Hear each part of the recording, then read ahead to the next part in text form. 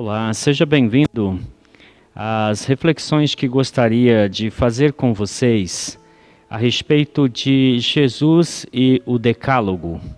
Antes, gostaria de ler um texto bíblico em Mateus 22, a começar no verso 34. Mateus nos diz: Entretanto, os fariseus, sabendo que ele fizera calar os saduceus, reuniram-se em conselho. E um deles, intérprete da lei, experimentando-lhe, perguntou: Mestre, qual é o grande mandamento da lei? Respondeu-lhe Jesus: Amarás o Senhor teu Deus de todo o teu coração, e de toda a tua alma e de todo o teu entendimento. Este é o grande e primeiro mandamento. E o segundo, semelhante a este, é: amarás o teu próximo como a ti mesmo. Destes dois mandamentos dependem toda a lei e os profetas.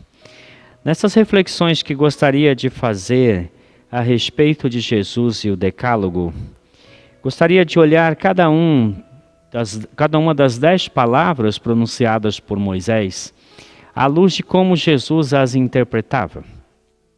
Nos dias de Jesus era muito comum que as pessoas procurassem os rabinos e indagassem deles como eles interpretavam a lei. Os judeus conheciam a lei, mas eles gostavam de ouvir o parecer dos rabinos. E Jesus despontava como um rabino, e eles olhavam para Jesus e o consideravam assim, ainda que ele não tivesse frequentado uma escola rabínica. E este homem, este intérprete da lei, um estudioso, provavelmente um escriba, ele pergunta a Jesus qual é o grande mandamento da lei. E Jesus dá o seu parecer. Este parecer de Jesus nós podemos chamar de o crivo hermenêutico de Jesus. É aquilo que Jesus nos fornece para que nós possamos, a partir desta sua fala, interpretar aquilo que foi dito por Moisés. Nós entendemos que toda a Escritura, não somente a Torá, que é Gênesis, Êxodo, Levíticos, Números e Deuteronômio, mas toda a Escritura tem como o assunto principal Jesus Cristo. Jesus é a razão das Escrituras, como também ele é seu conteúdo e, consequentemente, é ele o intérprete mais autorizado das Escrituras. E aqui Jesus, ele nos dá uma dica. Ele diz que os mandamentos se resumem em 2: amar a Deus de todo o coração e ao próximo como a si mesmo. E destes 2 dependem toda a lei e os profetas. É como se ele dissesse: tudo o que foi dito no Antigo Testamento eu resumo nessas 2 palavras. Algumas pessoas indagam e os estudiosos levantam questões sobre a necessidade e a importância de pressupostos na interpretação bíblica. Alguns acham que não podemos ter pressupostos quando vamos ler a Bíblia. No entanto, a Bíblia apresenta a nós alguns pressupostos. E um dos pressupostos é este: Jesus interpreta o Antigo Testamento e olha principalmente para a lei de Moisés, os 10 mandamentos, e sintetiza-os em 2 mandamentos: amar a Deus de todo o coração e ao próximo como a si mesmo. É partindo deste pressuposto que eu gostaria de ler cada um dos 10 mandamentos.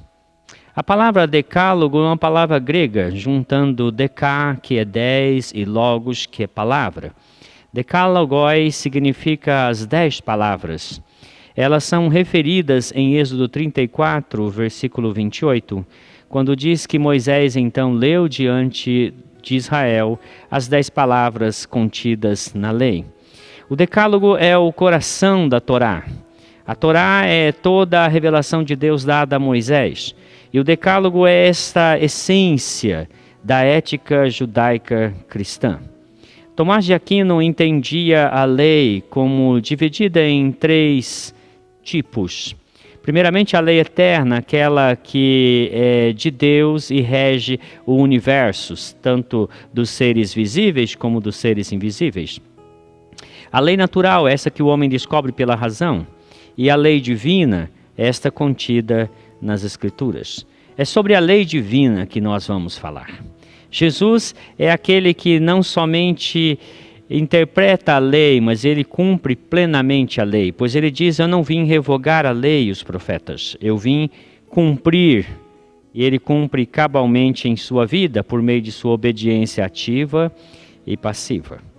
Existe uma teoria, e esta até é confirmada na Confissão de Fé de Westminster, de que a lei de Moisés pode ser entendida como constituída de 2 tábuas, figuradamente ou até literalmente, que Moisés recebeu 2 tábuas de Deus. Na primeira tábua estavam os 4 primeiros mandamentos, estes relacionados a Deus.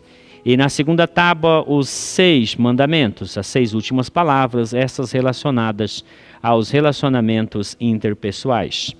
Para isso, então, é claro que, ao cumprir a primeira tábua, nós estaremos amando a Deus de todo o coração. Ou aquela primeira tábua é uma maneira de nós entendermos como podemos amar a Deus de todo o coração.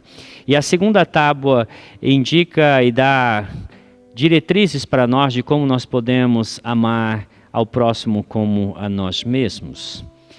Durante o desenvolvimento da teologia cristã, por meio dos muitos catecismos, todas as comunidades, seja a comunidade dos valdense, luterana, como também a Confissão de Fé escocesa, a Confissão de Fé de Westminster, a Confissão Batista de New Hampshire, como também teólogos como Calvino e John Wesley, são de comum acordo que estes 2 mandamentos devem ser aquele crivo hermenêutico para entender a validade e como nós devemos obedecer às 10 palavras proferidas por Moisés.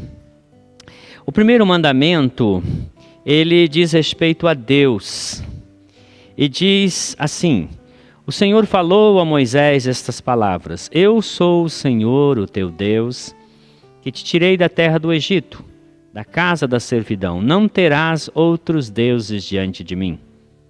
E em Deuteronômio 5, versos 6 e 7 diz: eu sou o Senhor, o teu Deus, que te tirei do Egito, da casa da servidão. Não terás outros deuses diante de mim. Quando Moisés ensina a lei ao povo de Israel, ele também ensina uma confissão de fé, e essa confissão de fé é chamada de Shema, que diz assim: ouve, ó Israel, o Senhor, o nosso Deus, é o único Senhor.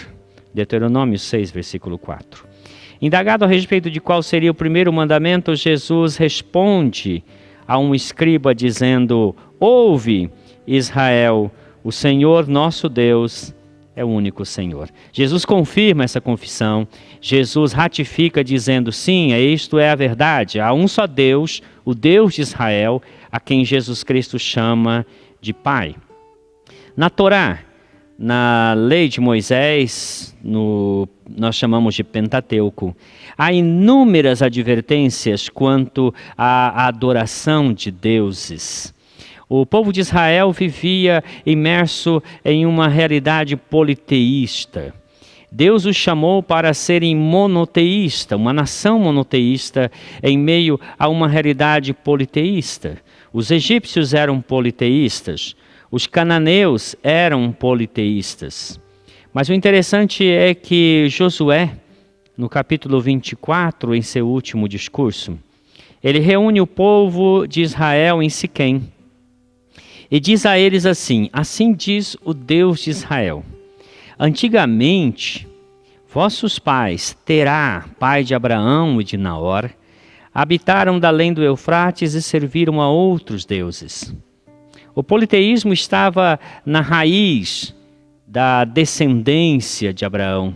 Terá, segundo uma história, uma tradição que existe, era o responsável pela adoração aos deuses lá em Ur dos Caldeus.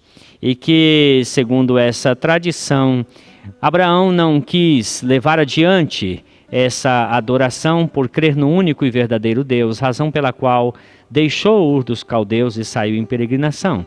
Abraão seria então o que inicia uma geração de culto monoteísta, e a nação de Israel é herdeira dessa tradição. Crer em um único Deus, adorar um único Deus, esta era a razão que fazia com que Israel se tornasse uma nação singular. Como eu disse, na Torá havia diversas proibições, e todas elas acompanhadas de ameaças sérias, como por exemplo se lê em Êxodo, capítulo 22, verso 20, quem sacrificar aos deuses e não somente ao Senhor, será destruído.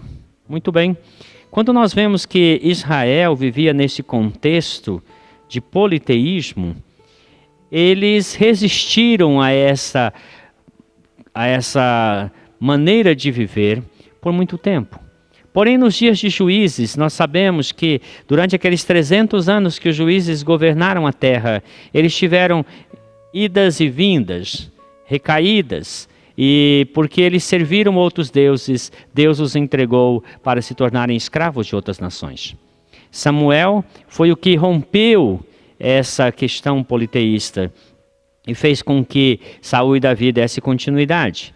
Porém, nos últimos dias de Salomão, nós sabemos que Salomão pendeu para a idolatria, e o reino do norte, que foi uma divisão do reino de Salomão, ele, desde o seu começo, já com Jeroboão construindo bezerros de ouro, se tornou uma nação idólatra.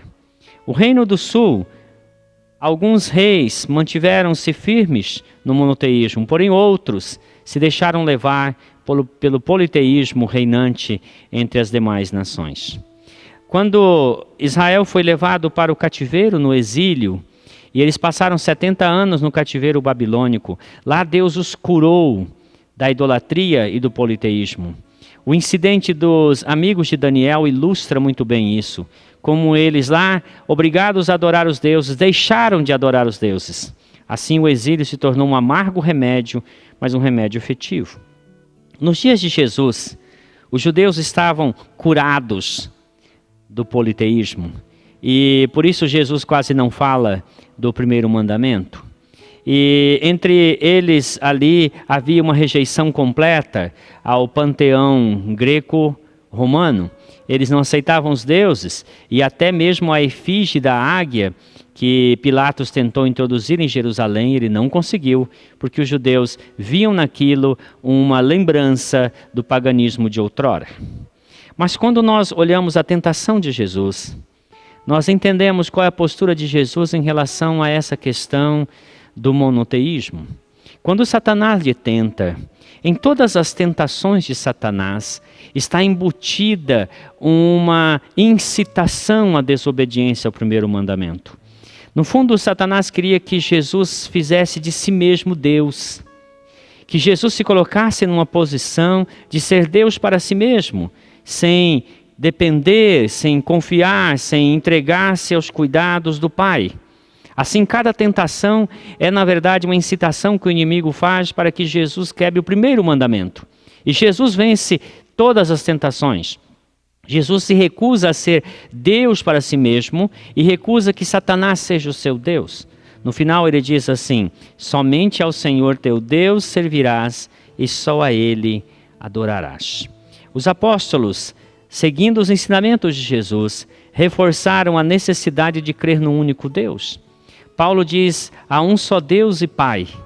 E quando ele esteve em Atenas, o seu espírito ficou constrangido pelo politeísmo e pela ignorância dos atenienses. Escrevendo aos Romanos, Paulo nos dá a indicação no primeiro capítulo que a idolatria, o politeísmo, é na verdade o início da perdição, que é por meio dessa prática politeísta, da crença e do culto aos muitos deuses, que a humanidade se perde em seus caminhos vãos. João defendeu um monoteísmo cristão quando ele escreve em sua carta dizendo assim: sabemos que o Filho de Deus é vindo e nos tem dado entendimento para reconhecermos o verdadeiro. E estamos no verdadeiro, em seu Filho Jesus Cristo. Este é o verdadeiro Deus e a vida eterna. E a última palavra, a exortação dele em sua primeira carta é: guardai-vos dos ídolos.